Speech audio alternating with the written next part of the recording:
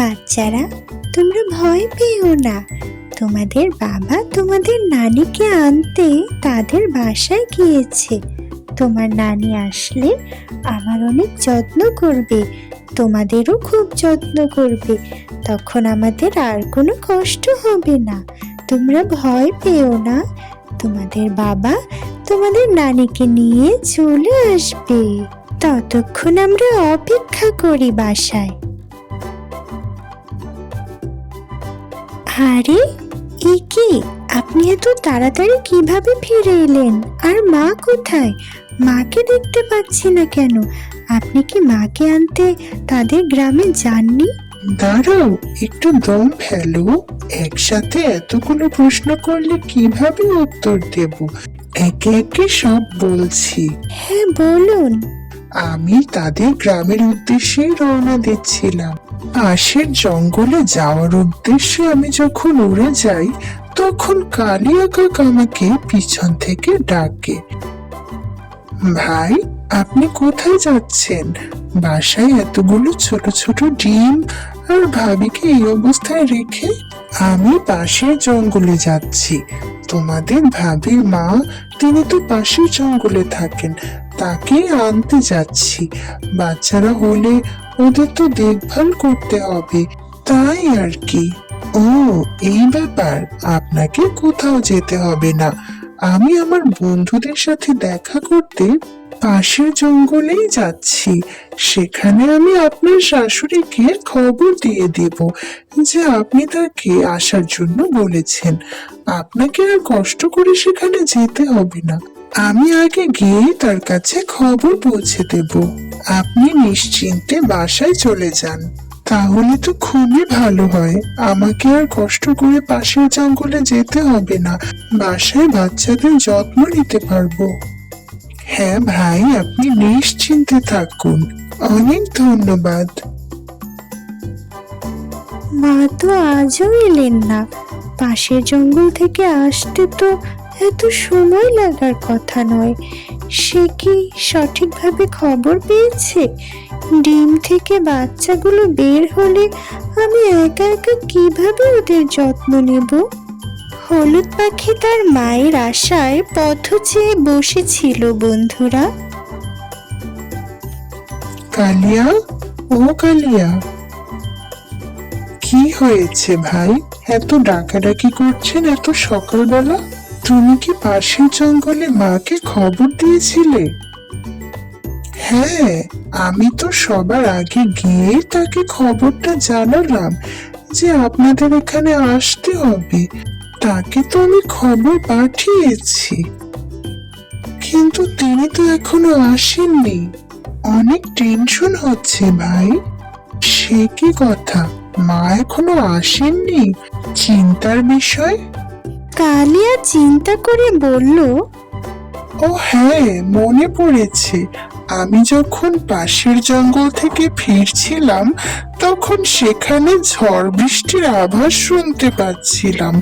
হয়তো ঝড় বৃষ্টির কারণেই মা সেই জঙ্গলেই আছেন, এখনো রওনা দিতে পারেননি। এটাই হবে হয়তো, এজন্যই হয়তো তার দেরি হচ্ছে এখনো। তুমি কোনো চিন্তা করো না ভাই, ঝড় বৃষ্টি থামলে মা চলে আসবেন। না জানি ঝড় বৃষ্টির মধ্যে তিনি কি বিপদেই না পড়েছেন। আর ছোট ছোট ডিম নিয়ে আমি এখন কি করব? অনেক চিন্তা হচ্ছে। মা, হলুদ পাখি মাসে ডিম ফুটে পাখির ছানাগুলো বের হলে আমরা সেই বাচ্চার সাথে অনেক খেলবো। খুব মজা হবে তখন। হ্যাঁ বাচ্চারা, তার আগে খাবার খেয়ে নাও। লক্ষ্মী বাচ্চাদের মতো খাবারগুলো খেয়ে নাও। ঠিক আছে মা। টুনি পাখির বাচ্চারা খাবার খাচ্ছিল। হঠাৎ কালু কাক টুনি পাখির বাসায় আসে। কি হয়েছে কালু ভাইয়া? আপনি এত তাড়াহুড়ো করে আসলেন যে? কোনো খবর আছে নাকি এই অসময়ে? হ্যাঁ টুনি, আমি পাশের জঙ্গল থেকে আসলাম। সেখানে অনেক ঝড় বৃষ্টি হচ্ছে এবং তুফান আমাদের জঙ্গলের দিকেই আসছে। তাই আমি সব পাখিদেরকে খবর জানাতে পাখিদের বাসায় গিয়ে তুফানের বিষয়ে সতর্ক করছি। তুমি তোমার বাসা মজবুত করে নাও টুনি, যাতে তুফানে ভেঙে না যায়। আমি আমার বাসা মজবুত করব আজকে, যাতে আমার বাসা তুফানে ভেঙে না পড়ে। অনেক ঝড় হবে। অনেক ধন্যবাদ কালু ভাই, আমাদেরকে খবরটা জানানোর জন্য। কি যে হবে। সাবধানে থেকো টুনি, আমি গিয়ে আমার বাসাটা মেরামত করার চেষ্টা করছি। ভালো থেকো। বন্ধুরা, এটা বলে কালু কাক টুনি পাখির বাসা থেকে চলে গেল, আর টুনি পাখি তার বাসা মেরামত করা শুরু করলো। কালু কাক তার বাসায় ফিরে গেল। কালু কাক তার বউ কাকলিকে ঝড়ের কথা গিয়ে বলল। কাকলি, খবর শুনেছ? আমাদের জঙ্গলে অনেক বড় তুফান আসতে চলেছে। ঝড় বৃষ্টি হবে। আমাদের ঘর তো এখনো মজবুত নয়। আমি ঘর মজবুত করার চেষ্টা করছি, আর তুমি গিয়ে বেশি করে খাবার নিয়ে এসো। সে কি, ঝড় হলে কি হবে? ঝড় 2-1 দিনে থামবে না মনে হচ্ছে। তুমি গিয়ে বেশি করে খাবার সংগ্রহ করে নিয়ে আসো। খাবার মজুত করে রাখতে হবে। আমি বাসা মেরামত করছি। ঠিক আছে, আমি যাচ্ছি। বাচ্চারা শান্ত হয়ে থেকো, কোনো রকম দুষ্টুমি করো না। বাবার কথা শোনো, কেমন? আচ্ছা মা। কাকলি খাবার আনতে গেল। বাচ্চারা, আমাকে বাসা মেরামতের কাজে সাহায্য করো। দুষ্টু ছেলেরা বলল, না বাবা, আমরা এখন খেলতে যাব, এখন কোনো কাজ করতে পারবো না। ঝড় আসতে চলেছে, এখন দূরে কোথাও যেও না। আশেপাশেই খেলা করো, কেমন? না হলে কিন্তু বিপদে পড়বে। মনে রেখো। ঠিক আছে বাবা, আমরা তাহলে খেলতে গেলাম। এই বলে কালু কাকার কাকলির দুষ্টু ছেলেরা সেখান থেকে উড়ে গেল। বন্ধুরা, তারা বাবা মায়ের কথা শুনলো না। এদিকে লাল পাখি মিনু মাসির বানানো পাকোড়া খাচ্ছিল। আহ মিনু মাসি, তোমার হাতের পাকোড়া খুবই মজা। একবার খেলে বারবার খেতে ইচ্ছে করে।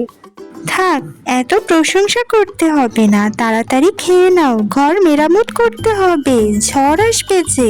আমাদের ঘরের অবস্থা ভালো না। ঝড়ে যে কোথায় আমরা যাই সেটা উপরওয়ালাই জানে। রেডিওতে খবর শুনেছি, অনেক বড় তুফান আসতে চলেছে আমাদের জঙ্গলের দিকে। হঠাৎ মিনু মাসি জানালা দিয়ে কালু কাকার কাকলি ছেলেদেরকে উড়ে যেতে দেখলো। আরে আরে, এই কালু কাকার কাকলির দুষ্টু ছেলেগুলো এই ঝড় বৃষ্টির মধ্যে কোথায় যাচ্ছে? দুষ্টু ছেলেরা বাবা মায়ের কথা শোনে না। একটু পরে ঝড় বৃষ্টি হবে, আর এখন ওরা এত দূরে কোথায় উড়ে যাচ্ছে? কি জানি ভাই, কি আর বলবো।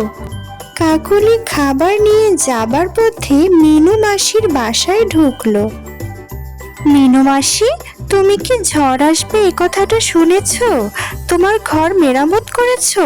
তা না হলে ঝড় তুফানে বাসা ভেঙে যেতে পারে, সাবধানে থেকো। আরে আমার চিন্তা বাদ দিয়ে তুমি তোমার চিন্তা করো। তোমার ছেলেদেরকে এইমাত্র আমার বাড়ির পাশ দিয়ে উড়ে যেতে দেখলাম। একটু পরে ঝড় বৃষ্টি হলে ওরা তো বিপদে পড়ে যাবে। আর দেরি না করে তুমি তোমার ছেলেদের গিয়ে খুঁজে আনো, যাও, ওরা তো হারিয়ে যাবে।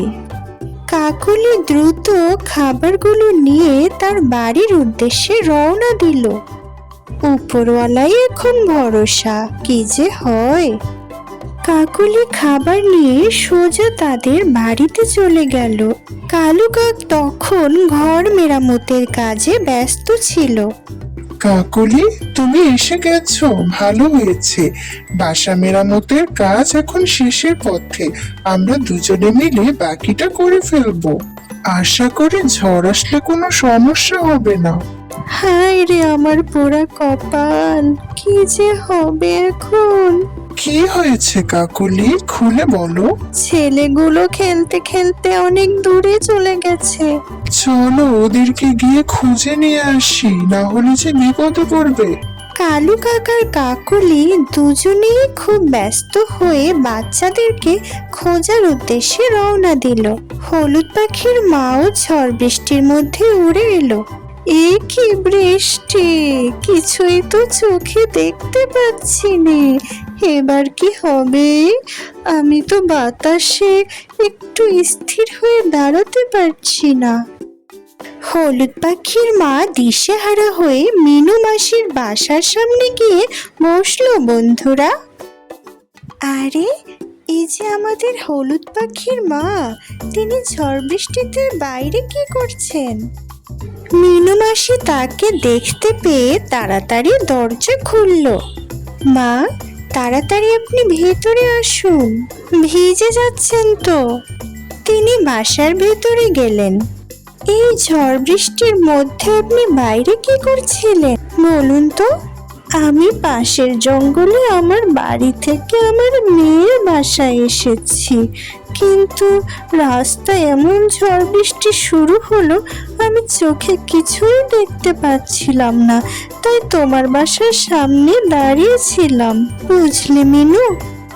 ও আচ্ছা, এই ব্যাপার, কোনো সমস্যা নেই মা, আমার বিশাল একটা ছাতা আছে, আমি ছাতা মাথায় দিয়ে আপনাকে আপনার মেয়ের বাসায় দিয়ে আসব। তার আগে একটু বিশ্রাম নিন আর পাকোড়া খান। এই যে টুনি, মাঝিকে পাকোড়া খেতে দাও।